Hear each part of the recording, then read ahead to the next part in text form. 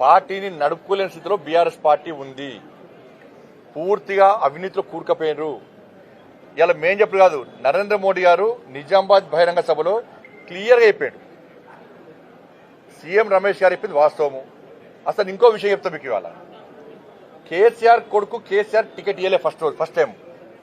కేసీఆర్ కొడుకు కేసీఆర్ గారు టికెట్ ఇవ్వలే. అక్కడ సుధాకర్ గారు పోటీ చేస్తే ఇదే కేసీఆర్ కొడుకు పోయి సీఎం రమేష్ గారిని కలిసి, నాకు మొన్న పార్లమెంట్ కలిసినప్పుడు ఇప్పుడు సీఎం రమేష్ గారికి చెప్తే సీఎం రమేష్ గారు వచ్చి కేసీఆర్ కలిసారు. అరే కేటీఆర్ పోటీ చేస్తారంటే వద్దు అక్కడ గెలవడు అని చెప్పి అన్నారు. అక్కడ కేకే మహేందర్ రెడ్డి గారు గెలుస్తారు, ఈయన గెలవడు అన్నారు.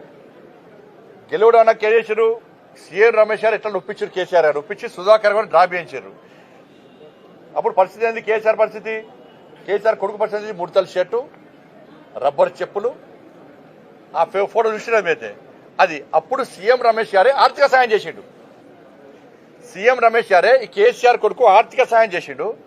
సీఎం రమేష్ గారు చేసిన ఆర్థిక సాయంతోనే నువ్వు ఎమ్మెల్యే అయినవు ఇవాళ.